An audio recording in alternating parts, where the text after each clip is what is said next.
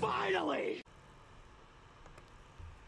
What's up, guys? Nathan Burnett, episode 25. Very exciting. I know it may not seem like much, but we are already a quarter to 100 episodes, so I am enthusiastic about this. I hope to continue this and keep going and go to that 100 episodes like I was saying. So, yeah, let's go ahead and get into it. I know that it's been a while since the last upload, and I apologize for that. You know, I am a college kid after all, and sometimes I'm like, after this assignment, I'll record the podcast. After this assignment, I'll record the podcast. And before you know it, it's been a couple weeks, and first round of the playoffs is already over. So, yeah, but that's actually what we're going to get into, is the first round of the playoffs is in the books. And I noticed something whenever I was watching the first round of the playoffs, which I'm very excited about, which you may have noticed in the title and the thumbnail. I think that the NBA is undergoing a bit of a renaissance right now, and obviously a lot of y'all are confused, you know, what does he mean by that? And what I mean by that is that I am seeing a huge prominence of defense in these first round playoff games, which is very exciting for me because we've seen defense sort of been on the decline the last couple of years. I've talked about this many times on the channel, how ever since Steph Curry, you know, the three ball became super important. Teams were trying to acquire more and more shooters, and defense became less and less important, and it really focused on who could score the most points, who could score the most efficiently, who had the best shooting percentage, and so on. But with these playoffs, the defense is becoming much more important, as well as the coaching as well, which I'll also get into. And so I feel like it's sort of rebirthing defense in the NBA, which is what the term renaissance means. And if you want further proof of what I'm talking about, we can go to the defensive stats right off the bat. So almost every single one of the teams that have advanced in the playoffs were in the top 10 of the defensive ratings for the regular season. So Boston Celtics, of course, number one, 106.2 defensive rating. Right under them, Golden State Warriors, 106.6. Right under them, third place, Phoenix Suns, 106.8. Then Miami Heat, and then the Cleveland Cavaliers, which I was really expecting to move on further because of their defense, but unfortunately they didn't have Jared Allen. So Cleveland Cavaliers exempt. But then Memphis Grizzlies, Dallas Mavericks, the Clippers did not win in the play-in. The Toronto Raptors got knocked out, and the Utah Jazz got knocked out. So that's the top 10 right there. Then, not in the top 10 that are exempt from being the teams that moved on but were not in the top 10 is the 76ers and the Bucks.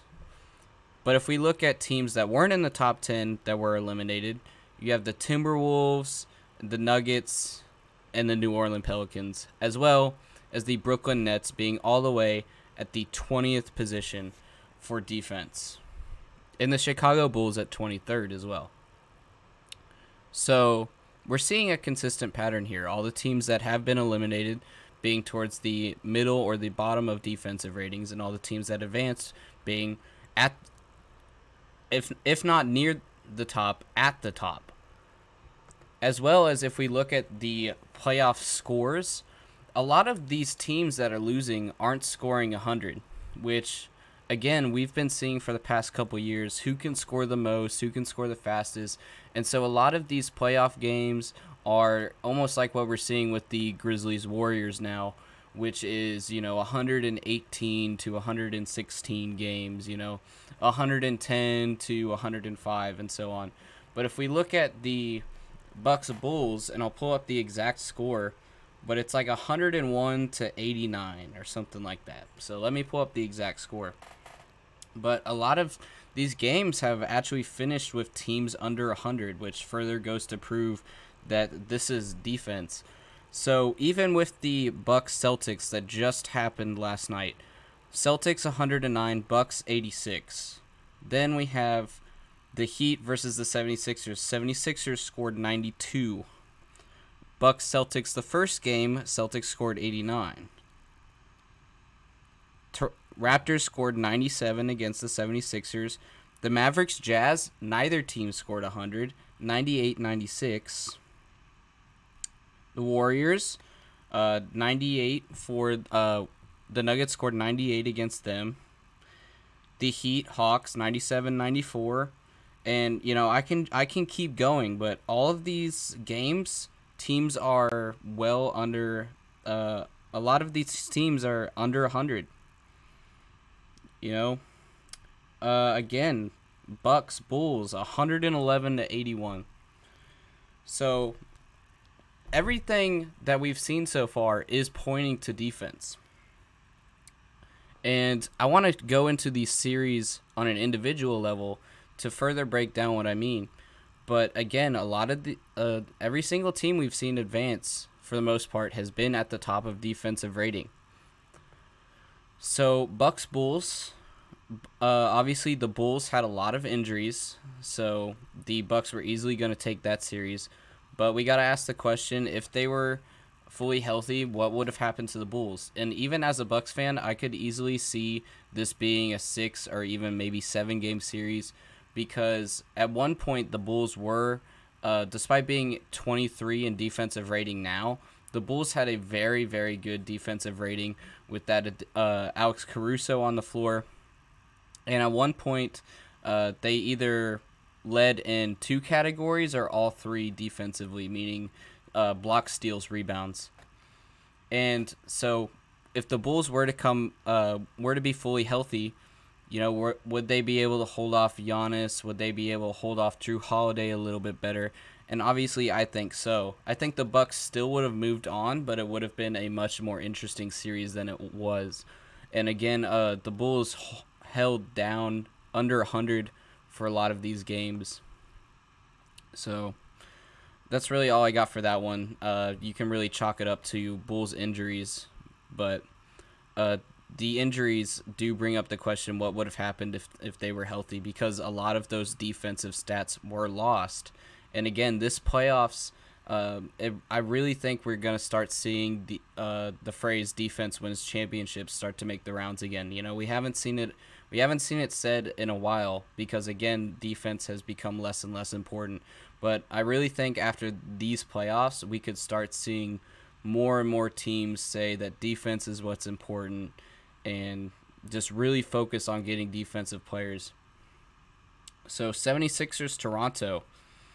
Whenever I was watching highlights, watching the game, the Toronto Raptors left the 76ers open for a lot of threes. They were leaving the paint open as well. They were just leaving way too many lanes and opportunities open, giving people like Tyrese Maxey and James Harden just too much space on the three, allowing Joel Embiid to just get in the paint really, really easily, letting James Harden even cross up a few people to get into the mid-range area. And it just seemed like Toronto was not really pressuring on defense too much. They were just giving a lot of space, and that's really what ultimately led to their loss, as well as some injuries that they did have. But on the 76ers side, a lot of people were saying that 76ers are going to win in 5, some people joking, 76ers are going to sweep, all that. So why did Toronto take the 76ers to a 6-game series? Well, the 76ers, to me, had a very lazy transition defense. That's a lot. From what I saw, a lot of the Toronto Raptors points came from the transition. The 76ers were defending well whenever it was coming from an inbound play, but whenever it was a turnover to transition defense, it just seemed that the 76ers were very slow in that regard and did not defend well on transition. And then Toronto as well. Toronto did very, very bad at rebounding, despite having Siakam and Scottie Barnes for a little while. Although Scottie Barnes did get injured and then come back. But Toronto just lost the rebound battle, it seemed, every night. and 76ers were able to keep those possessions. And again, it just boils down to defense with that. So the Boston Nets series, I'm sure what many people want me to talk about the most. Boston obviously swept, and everybody was wondering, how could this happen? Boston is the greatest team ever. They swept the Nets and just all sorts of going crazy, slandering KD and everything. But again, it goes back to defense. Boston had the best regular season defensive rating for the regular season, and they were able to apply that defense against the Nets. If you look at the highlights, there's 2-3 people around KD. However, whenever somebody is open on the three, they make sure to close the space. They are able to defend their people on the three, not give any open shots, any good open looks, and they just really tanked KD's shooting percentage. One of KD's worst playoff performances, I think he shot something like 27%. I'd have to check on that. But it was something really, really bad, that KD's field goal percentage. And that was just because Boston was defending them so well. Because, again, we saw a little bit of this with the Suns on the Lakers last playoffs, and then they tried it against Giannis. But, of course, Giannis just is Giannis and powers through it. But we called it the LeBron wall, where the Suns, anytime somebody's going towards the paint, all of the Suns start to kind of accumulate towards the paint in order to not allow anybody to get anything under the basket. But anytime anybody's also open on the three, they sort of disperse again.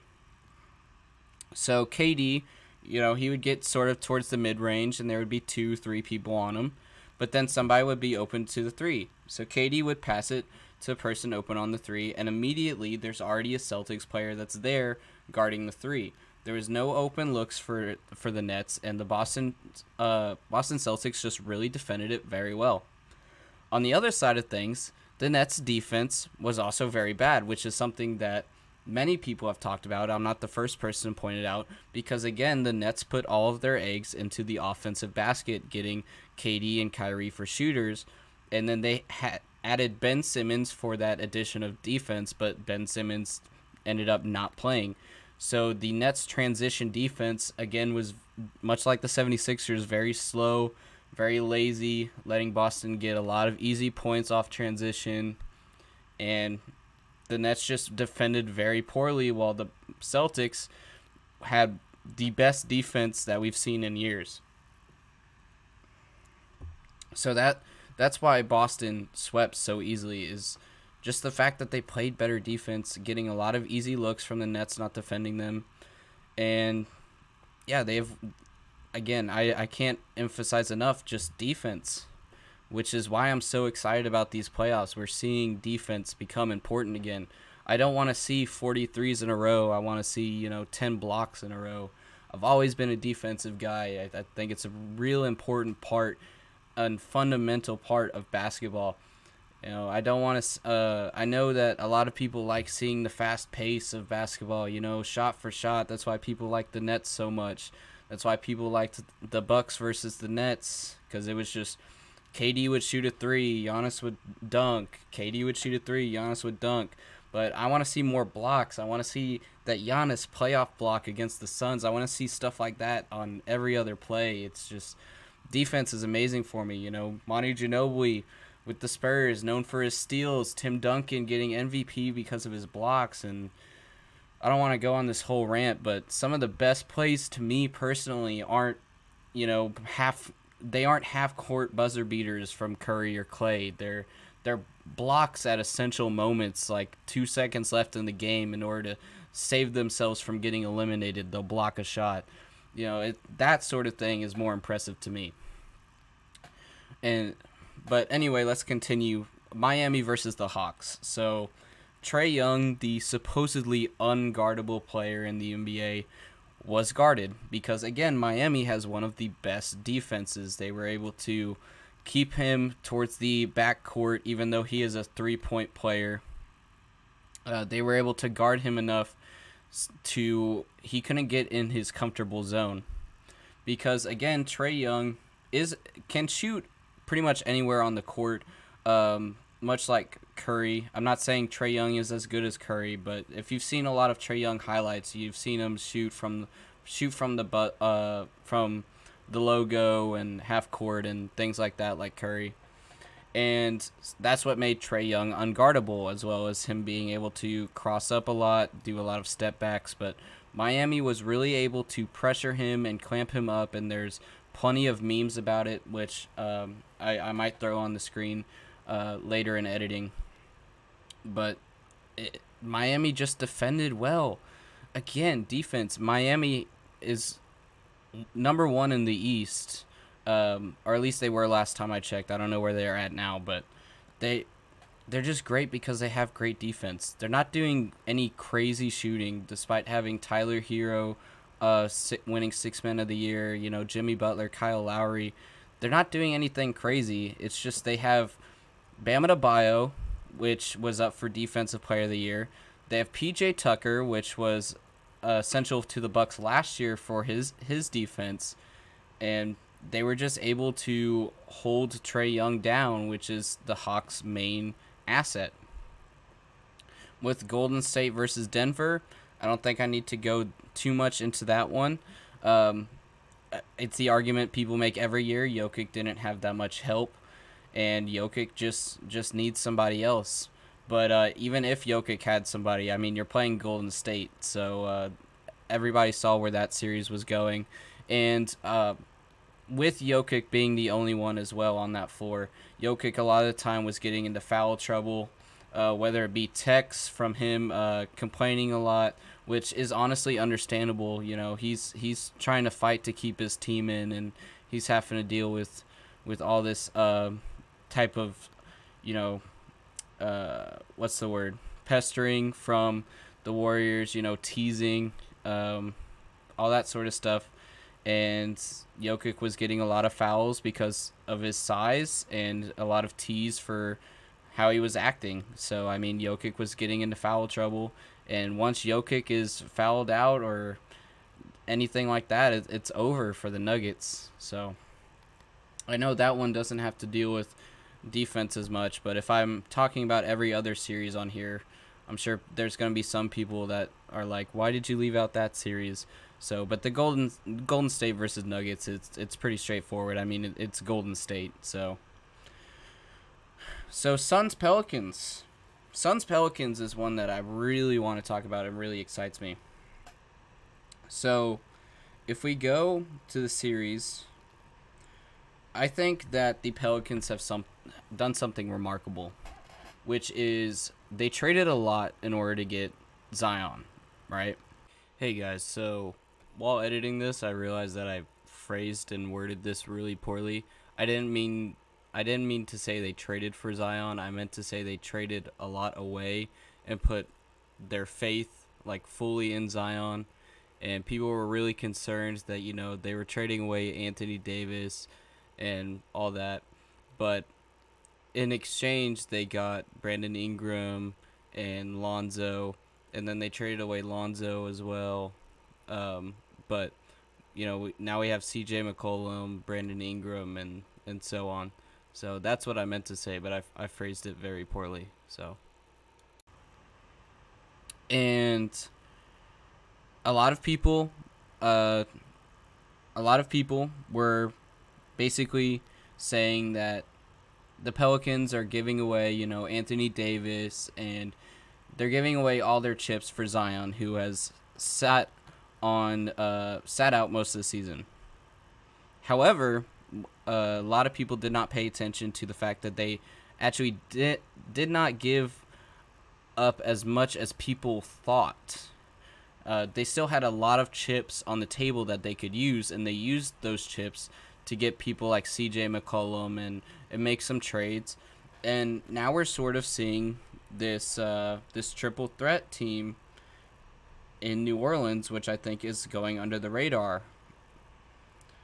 Because if we go to Brandon Ingram, let me go to his per game stats during this playoffs.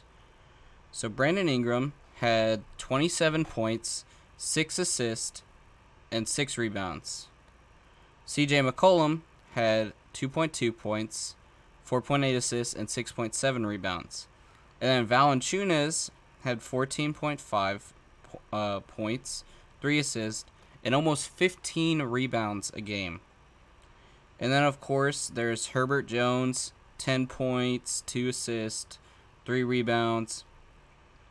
And I think the Pelicans have a lot more decent players than people think. Pelicans have really gone under the radar. I think when people mention the Pelicans, the big thing that gets mentioned is Zion not playing, which is just weird to me that we're mentioning the people that aren't playing rather than the people that are playing, because Brandon Ingram is being severely underrated right now, just with everything he's doing, and CJ McCollum being able to put up those points as well. But again, I want to talk about the defensive aspect, because everybody expected Pelicans to get swept. They were, this is an easy series for the Suns. This is practically a bye week, that sort of thing. But if we look at the stats per game, the Pelicans won the rebound every night, which gives them more possessions. And they were also winning either one of two categories every night as well, which was they were either ahead in blocks, or they were ahead in steals, or they were ahead in both. So that's what caused them to make it a 7-game series, as well as obviously the Suns not having Devin Booker. And I know a lot of people are going to say, Devin Booker is the reason it went to a 7-game series, not because of the stats you're bringing up, but I really think that these numbers are something to point out here. And then we can also talk about, of course, Jose Alvarado.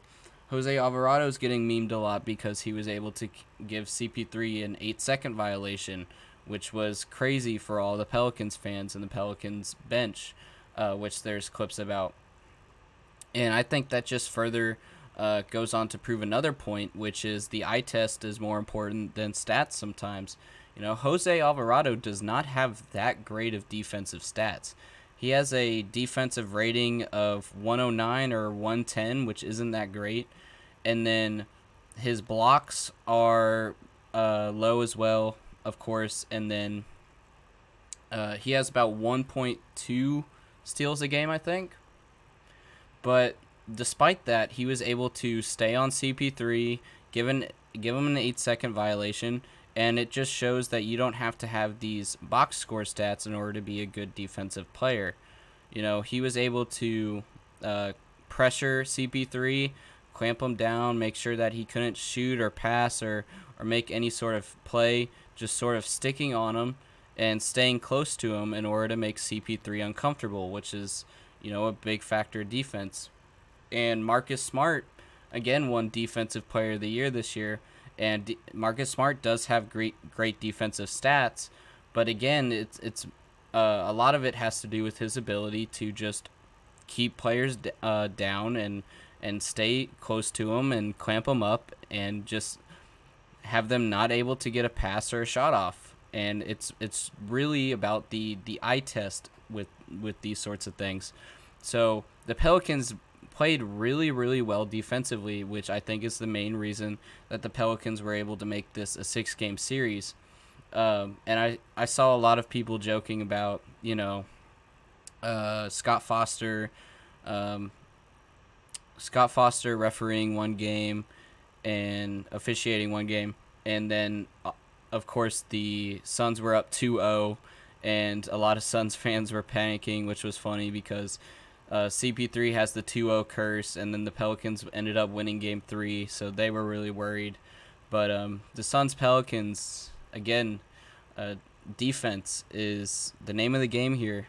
As much as we make fun of the Russell Westbrook meme, where he says "what" to an announcer, when he asks, did you guys lose this game or did the other team win it? I think that can really be said about these playoffs. Some teams are really winning it, and some teams are really losing it, just based on how much effort or how much laziness they have on the defensive end of the floor. And that's why I really want to talk about this, because defense is coming back and we're seeing this NBA renaissance. So let's go into the Mavs Jazz real quick, and then I want to talk about the Memphis Grizzlies versus the Timberwolves last. So the Mavericks versus the Jazz, right? I know a lot of people are going to talk about the Bogdanovic miss. That play was actually written up perfectly. It's just Bojan Bogdanovic ended up not getting the shot off. But they sort of used Donovan Mitchell as a decoy, which was a really good coaching play, but he just didn't end up making the shot. So I saw a lot of people as well saying that his foot was on the line and that we should give him some slack because even if he made it, it would have just tied it and gone to overtime. So that obviously would have needed an official review. But I went frame by frame in the highlights, and it did look like it was a 3 to win the game. And then when he landed on the line. But for the initial shot, he was shooting a 3. From what I saw going frame by frame. But again, I'm not a referee, so that would need official review. And then what we saw from the Mavs is just something they've always done, which is really impressive. You know, everybody talks about Luka being so great, but they really do have shooters on that team. If you go through the highlights, the Mavs are passing the ball around, they're playing small ball, and there's never anybody inside the 3-point line, really. They're all stationed outside of the 3-point line, and that they really space the floor, and they're just passing it back and forth until they can find somebody open to shoot it. And it's just a really good small ball strategy because their starting lineup for Game 6, I think their tallest quote-unquote forward they had in the lineup was 6'7". And so, yeah, they're really playing small ball, moving the ball around, and using the 3 to their advantage. And it's really worked for them, which is, I don't know how it's going to shape, again, how people see small ball and how people see defense. Because, again, Houston tried small ball and it didn't work. But the Mavs are using small ball in the playoffs, and it's working effortlessly. So that's going to bring up a whole other debate later in these playoffs of whether small ball works. And again, all of these playoff series that I've mentioned have had a significant impact on the defensive end, but the Mavs are really playing, again, offense, small ball, just trying to get people open. And yeah, the Mavericks took it in 6, I think it was. Yeah, 6. So that's all I have for Mavs versus Jazz. I know that wasn't that much, but the Mavericks are just playing small ball, something they've done a couple times, and yeah. So the big one I want to talk about is actually Memphis versus Timberwolves. I know a lot of people probably expected me to spend a lot of time on Boston versus Nets, but Boston versus Nets, I pretty much said all I wanted to say, which is, you know, they have Marcus Smart, they have one of the best defenses, and the Nets were lazy on defense. So, but Memphis versus Timberwolves, I think it really came down to coaching, actually. And it was really a battle of coaches because we saw really great, amazing coaching from Memphis, but we saw really bad, terrible coaching for the Timberwolves. And so that sort of balance tipped the scale in the Grizzlies' favor because obviously the Grizzlies coach is up for Coach of the Year this season. And what I've seen personally, a lot of people were arguing for the Timberwolves. You know, the Timberwolves are blowing leads and all that sort of thing. And what people have to realize is it's not the Timberwolves blowing the lead. It's the Grizzlies making the Timberwolves blow the lead. And what I mean by that is that Memphis, this entire season, has always been a fourth quarter team.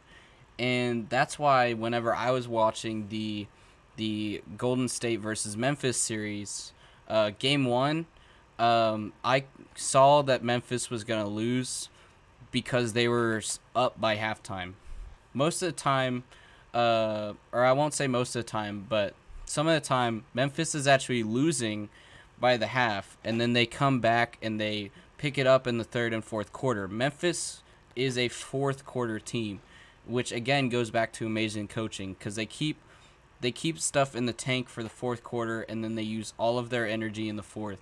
If we go to that Memphis versus Timberwolves series and go quarter by quarter, they're having like 35, 37, even 40 point fourth quarters. So if we go to game one, the Timberwolves actually ended up winning. But quarter by quarter, I got an ad. Sorry about that. So the Memphis Grizzlies actually had their best quarter in the fourth quarter, and so they ended up losing. But if we go to some of the other games, here, give me a second to pull it up. Sorry about that. So game 2, 124-96. So if we go to game recap,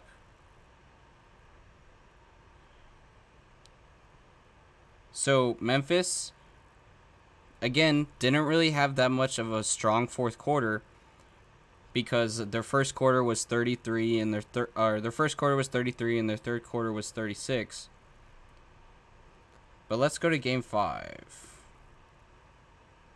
So game 5, Memphis 28 first quarter, 25th second quarter, 21 third quarter, but then 37 the fourth quarter to finish the game out 111-109.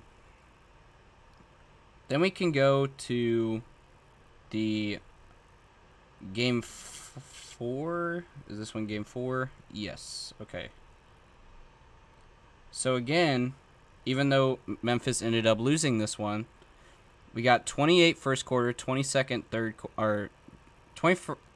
first quarter, 28 second quarter, 31 third quarter, 31 fourth quarter. So again, Memphis having their best half being the second half. And then game 6, where Memphis wrapped it up, we see 28 first quarter, 21 second quarter, 25 third quarter, and then a whole 40 in the fourth quarter. So Memphis, again, having it, I just wanted to point it out, has a main focus on the fourth quarter. They're really, really good at closing out games. And so a lot of people were giving the Timberwolves crap for blowing the leads, but I just think that's simply what the Grizzlies do. You know, they're really good at coming back in the fourth quarter, leaving energy in the tank, and just coming out and going crazy. So the Grizzlies, whenever they were up at the half during the Warriors series, that's what really had me worried, and they ended up losing game 1, because if we go to the Grizzlies versus Warriors, and we will go to, so game 1 game recap. So Memphis 31 in the first quarter, 29 in the second quarter, but only 29 in the third and 26 in the fourth. So again, one of their lowest quarters was the fourth quarter, when usually the fourth quarter is the highest for them. So they weren't able to close out that game. Then yesterday, game 2, Memphis wasn't their highest quarter in the fourth quarter, but it was their second highest. So the first quarter, 33, second quarter, 23, third quarter, 21, fourth quarter, 29. So again, second highest quarter being their fourth quarter.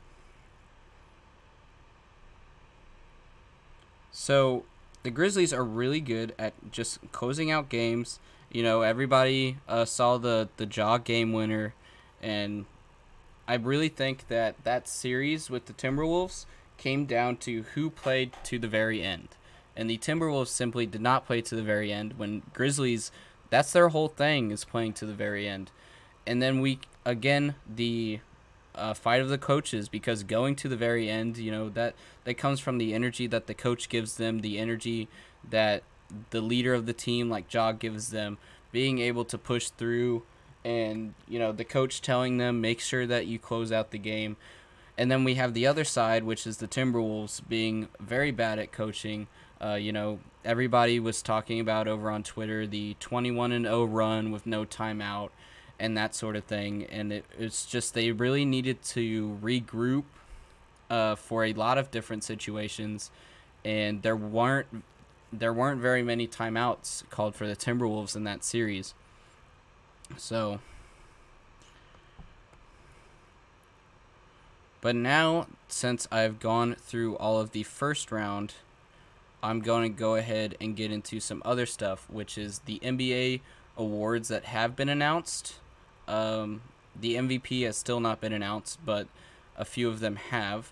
So let's go ahead and get into that. So I'm going to pause the recording real quick while I pull up the list of awards that have been announced. So give me just a minute. Alright, so I got some of the awards pulled up, so let's go ahead and get into this.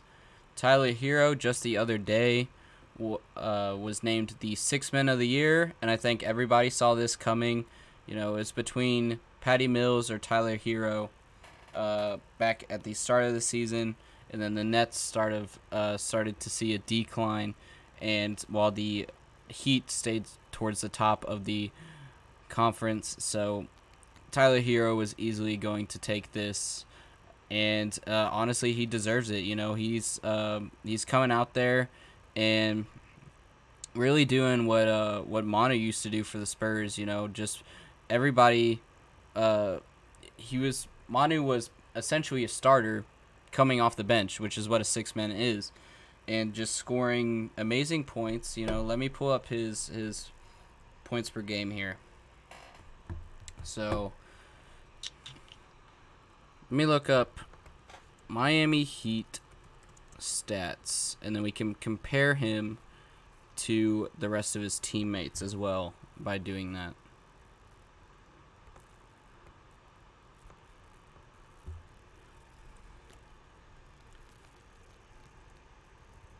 So if we go to per game, we go to points. So Tyler Herro actually has the second highest points on the team despite coming off the bench. And then if we go to any of the other stats, let's see here. So minutes played, Tyler Herro is fourth in minutes played for the team despite having the second highest points.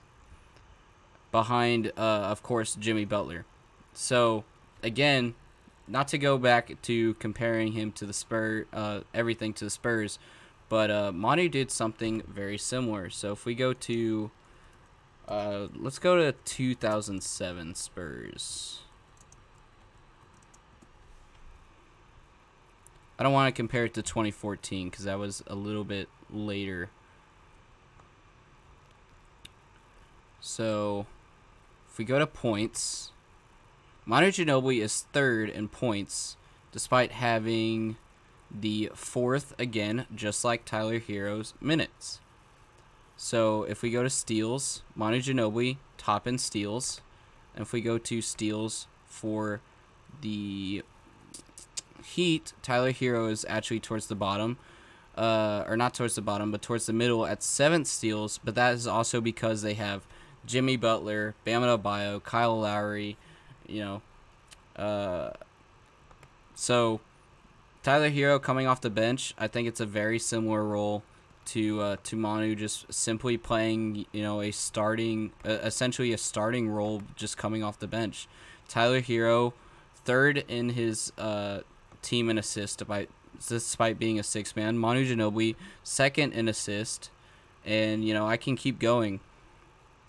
But Tyler Herro, amazing six man, and he really does deserve that award.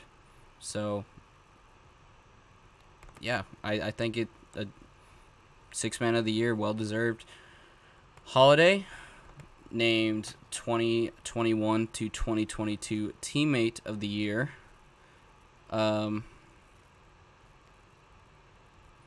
I don't know much about the Teammate of the Year award, so I'm not going to go too much into it. So let's go ahead and dive into some other ones instead. Barnes wins Rookie of the Year award. So I've been sort of on the Evan Mobley wagon for a while. I've been a huge fan of Evan Mobley. I'm excited to see what he can do as he continues in the league. However, Scottie Barnes did lead his team to 6 games in the first round, and Evan Mobley ended up losing in the play-in. Do I think that the Cavs could have won the play-in if they had Jarrett Allen? Yes, but Scottie Barnes does lead in more categories. But again, this sort of goes back to the defense thing I was talking about, because everybody's talking about Cade and some other rookies doing really well that didn't win Rookie of the Year. But Scottie Barnes and Evan Mobley did because of their impact on the defensive end. You know, getting steals, getting blocks, and that sort of thing, because they're big men.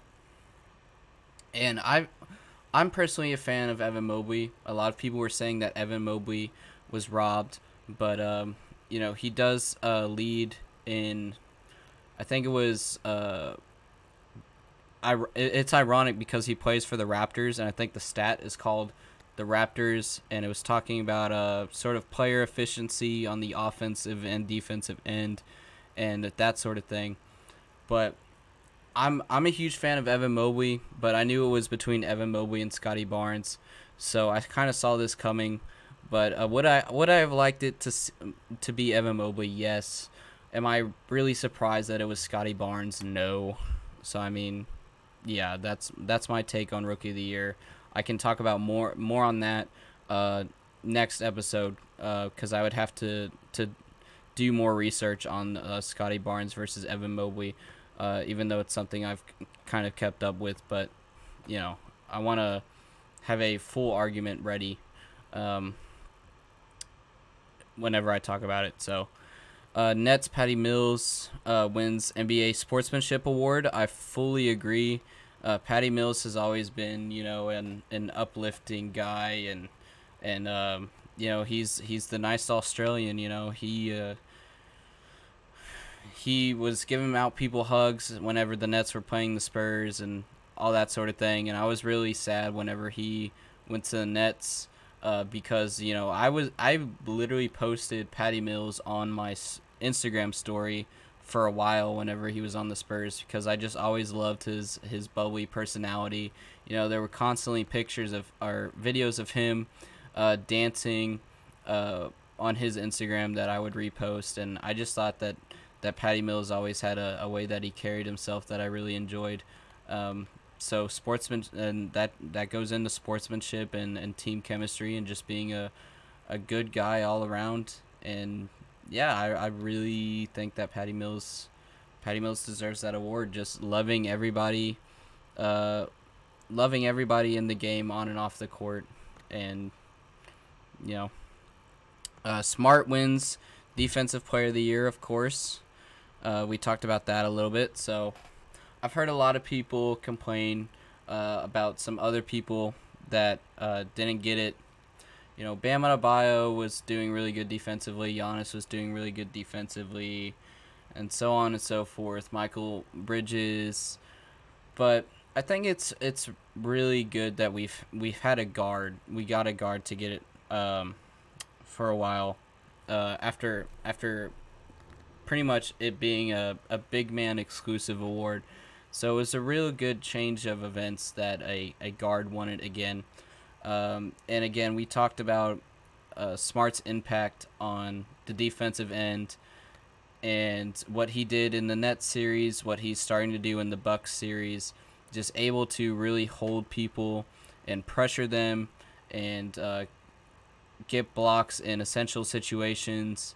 And just, yeah, I really think that he deserves it, especially him being a guard, being able to do these sorts of things. And it's about time that we looked at people past the big man position as well, because, you know, a lot of the times on defense we focus on blocks and rebounds, but of course there's also steals and that sort of thing as well. And Marcus Smart was getting a decent amount of rebounds as well, despite being, again, not playing that big man position. So, yeah, I think as much as people say that other people were robbed, Marcus Smart actually is a really good pick for Defensive Player of the Year for me. So, but I'm sure a lot of people saw this coming with me being a Spurs fan.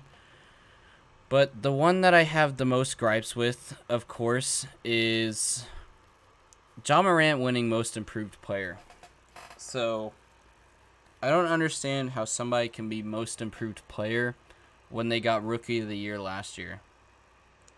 So, or not, was it last year? I don't know. But he got, hang on. Yeah, so Ja Morant won 2019 to 2020 Rookie of the Year. I don't understand how somebody can win Rookie of the Year and then also get Most Improved Player. Because if you win Rookie of the Year, you're already saying that this player is really good, really great. And of course he is leading Memphis deep into the playoffs. But there are so many other players that have really gone from zero to hero this past season. While Ja Morant, I feel like he sort of went from, if we're talking, let's put it in like 2K ratings, I feel like Ja Morant went from, like an 85 to like a 90 or something, versus there's other players like Ja Morant that I feel like went from an 80 to an 89 or a 90 in the 90s as well. And that's a bigger jump. And I feel like Ja Morant was really already up there with his stats, and he was already doing great, so I don't know how he can get Most Improved Player, because while he has improved, he hasn't improved as much as other players that have made a bigger jump. And I know a lot of people are going to say bias because I'm a Spurs fan, but DeJounte Murray is now leading the Spurs and being put in that role more with the Spurs, which does have to deal a lot with the trades. We got rid of Derek White, so DeJounte has a bigger role. We don't have DeRozan anymore, and so on. But DeJounte Murray was the steals leader for the season this year.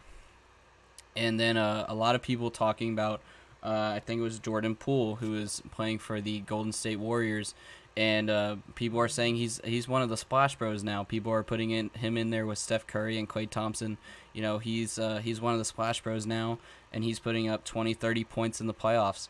So I would have much rather seen either Jordan Poole or DeJounte Murray than Ja Morant, even though Ja Morant, that's not to say that Ja Morant, again, is playing bad, but I think that he's been playing good for so long that it doesn't really make much sense, because it's Most Improved Player, and these players have improved much more. But again, I know I'm sounding like a broken record, and I'm just repeating takes that have been going around the NBA for a while. But it is what it is. He got the award, so there's not much use in bickering about it. But that's just my take on it. I would have much rather seen DeJounte Murray. And then Coach of the Year obviously has not been announced yet. But the Grizzlies, we already talked about the Grizzlies coach making the Grizzlies play through the fourth quarter, keeping that energy for the final run to get through the closing out the game and so on. And then the Suns coach, Monty Williams, was under Greg Popovich, very good at making rotations and dealing with injuries like Devin Booker as well. And then I think the last one was the Heat coach. So the Heat coach, again, just focusing on defense, which is the main resource that the Heat has, versus creating big shots and everything like that. So honestly, I won't be mad at any decision of Coach of the Year. I really think that no matter who out of the three gets it, all three of them deserve it, and I'm not going to be mad one way or the other who gets it. For MVP, obviously, it's Jokic, Embiid, and Giannis. I don't think that Jokic should get it because, and I'm going to sound really stupid here, but the Nuggets have just been losing consistently in the playoffs, and I know a lot of people are gonna say that's because Jokic doesn't have help, and that's why he should be MVP, because without Jokic, the Nuggets are nothing. And the same can be said a little bit for the 76ers and Embiid and Giannis and the Bucks. But if the Bucks lose Giannis, they still have Middleton and Drew Holiday. If the 76ers lose Embiid, they still have Tyrese Maxey and James Harden. So I could see Jokic winning it, but it just doesn't really make sense publicity-wise, I guess, for the NBA to give it to Jokic, because they're giving it to a player that just got knocked out of the playoffs, even though it's a regular season award. So Jokic will probably end up winning it, and I could see arguments for why he deserves it, but I can also see arguments for why he doesn't deserve it, being just knocked out of the playoffs. And Giannis, obviously, I'm a huge fan of Giannis, so I would like him to win it, but I don't know if he will. And then Embiid, of course, is Embiid. I can do a whole video on the MVP argument, so I'm not going to get too much into it. I'll save it for something later. But that's what I got for the MVP, or for the NBA awards. So I can dive more into those if you guys want to. But loser of the week as well I wanted to do, because this is the 25th episode. I didn't want to forget about loser of the week. So I'm actually making a change to loser of the week. I want to get more audience interaction with you guys. And a lot of times I actually have multiple picks for loser of the week. And so that's why over on Twitter and Instagram, if you can follow me there, links in the description, I'm actually going to be every week creating a poll and allowing y'all to vote for loser of the week. And then the winner of the poll will go on to be announced as loser of the week for the next week. So, for example, for this week, I have Bojan Bogdanovic for missing the game-winning shot, the Brooklyn Nets for getting swept by the Boston Celtics, and then Fisher, the Timberwolves coach, for not calling a timeout for the 21-0 run. So those will go on a poll for loser of the week, and then next week, whenever I do an episode, I will talk about the poll results, and that's how we'll do loser of the week from now on, rather than me just picking it. And it allows bigger interaction with you guys, which is really important to me as well. So y'all can vote for loser of the week if you follow me on Instagram and follow me on Twitter. So that's all I got for that. And I also wanted to point out that I don't know when the next episode will be, but that is not because of negligence to my channel. It's because I'm actually going to be featuring on another channel here coming soon. So we've kind of been going back and forth with scheduling this, so I don't know when it's going to happen. But I'll leave their description, or their link in the description as well. I'm going to be going on the Point 9 podcast here soon, which is a podcast that is about the Portland Trailblazers. And they're a real good, cool group of guys. You know, they've been real nice, talking to me and going back and forth with scheduling this whole thing. And they want me to go on to talk about the Spurs. You know, a little bit while back they had somebody come on to talk about the Chicago Bulls and that sort of thing. So I think it's gonna be real fun. So be on the lookout for that. And yeah, I'm gonna be going on the Point 9 podcast. So be on the lookout for that, guys. And with that being said, I don't think I have that much more for this episode. I went through all the first round playoffs and the NBA awards, and I'm really excited for this NBA renaissance, as I said, the increase of defense coming back. So with that being said, I will see y'all in the next one, guys. Really excited to have made it 25 episodes, and let's go 25, 50, 100 more, you know. So I will see y'all in the next one. Peace out. Nathan Burnett, episode 25.